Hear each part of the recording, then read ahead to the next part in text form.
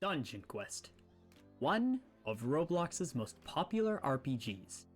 This game features many dungeons for you to raid, and comes with a great bounty of loot within them that is there for the taking. In this game, you can raid an ancient desert temple. You can face the denizens of the underworld, and you can even conquer a castle, and make the king within kneel before you. The dungeons are all epic, and I love almost every single one of them. However, the game doesn't only feature dungeons. It also features two other modes that add something special to the game. Unfortunately though, these two modes are not implemented to the fullest extent that I believe they can be. Which leads me to today's topic.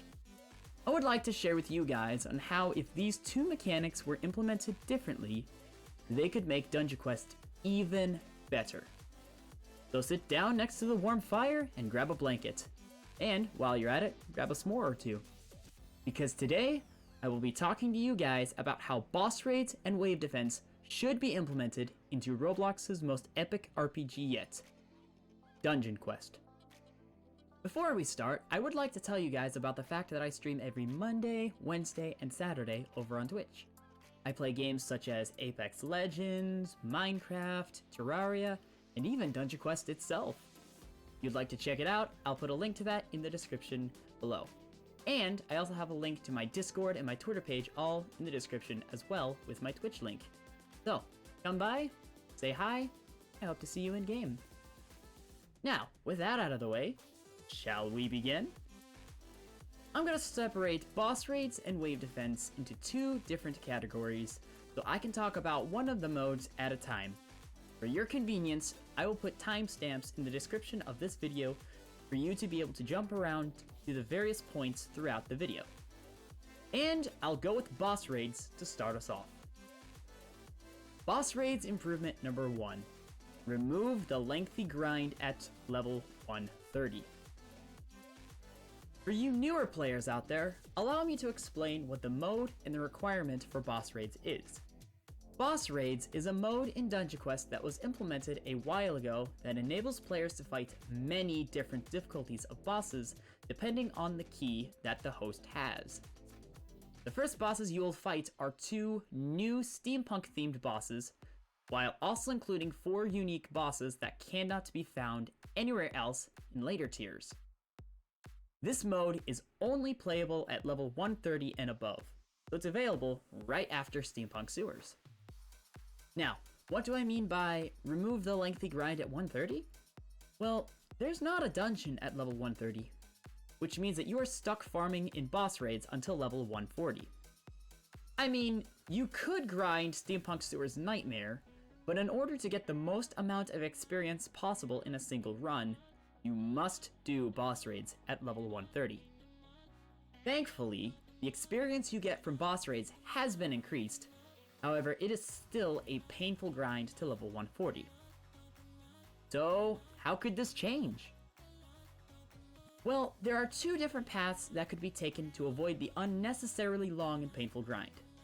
The first is changing the advancement requirements from requiring you to reach level 140 to only needing to reach Tier 5. Or even add a dungeon that is available at level 130. Either or would be enough to fix that length. Boss raids improvement number 2. Add more tiers in the later levels. This one I personally believe would be super cool for the higher level players out there, as it would give them something new to farm for. Now, the highest tier key one can obtain at this moment is tier 30, which gives you access to the steampunk bosses, the godly bosses, and the woodland bosses all at the same time.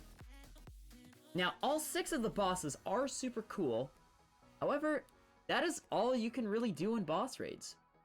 So, why not make a tier 31 key that was accessible at Orbital Outpost Nightmare, that gave players access to new bosses, and gave it half the drop rate of the tier 1 key that was obtainable at Steampunk Sewers Nightmare, while also making higher and higher tiers for the newer dungeons. I think this would give something else for the higher leveled players to grind for, and would also give a much better launching point into the next dungeon from the previous dungeon that players just did. How does that sound? Unfortunately, that's all I have for you today for boss raids. I do have some more improvements for the next mode that I want to talk about, however. And that mode is none other than Wave Defense. Wave Defense improvement number 1. Implement it into the later dungeons. Once again, for the newer players, allow me to explain what Wave Defense is. Wave Defense is a mode that was implemented a while ago that enables players to grind a specific dungeon for the highest wave possible, with the enemies and bosses getting stronger every 15 waves. Some waves award you with cosmetic titles that enable you to show off your accomplishments on reaching specific waves to other players. There is a title on Wave 15, Wave 30, Wave 100, and Wave 300. This mode is super fun to play with friends, and is a great method of getting gear and legends, though it is worth farming for them for the titles, since you get some good gear along with some new cosmetic titles as well. So, how could this mode be implemented better? Well, we could simply start off with adding it to the later dungeons. Since Ghastly Harbor is the first dungeon that does not have a wave defense mode, we could start with it.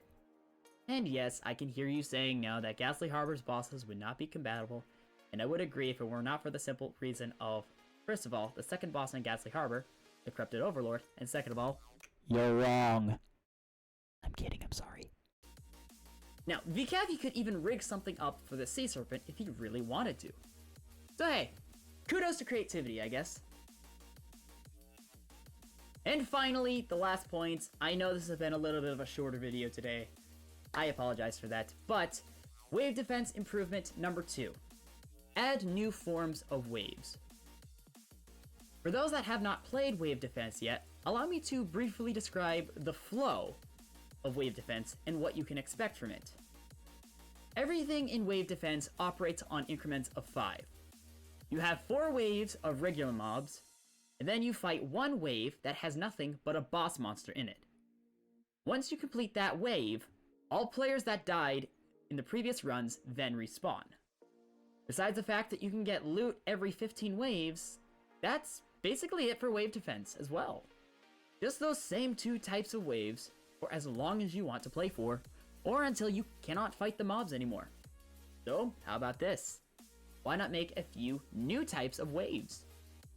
What about a swarm type of wave that spawns enemies at every gate possible with twice the amount of enemies spawning than usual?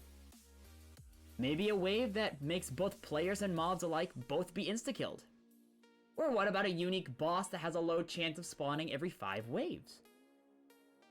Honestly, those ideas all would add a bunch to the mode, and would give players an incentive to grind the mode even more. I also think a leaderboard for the highest wave reached on each dungeon would offer a nice challenge to players that like pushing the limits. What do you guys think about this?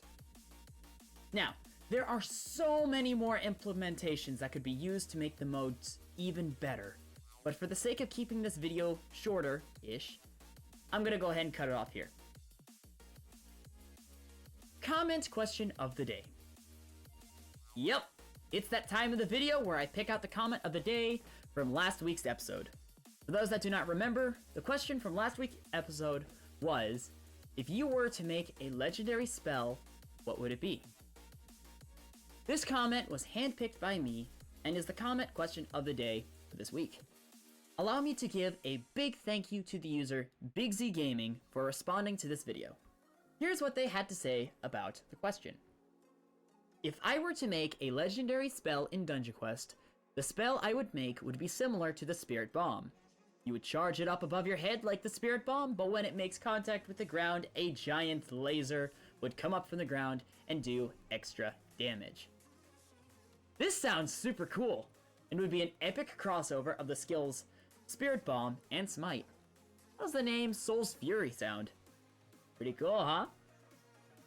Remember, if you want your comment featured in the next video, please make sure to reply to the comment question of the day in the comments below.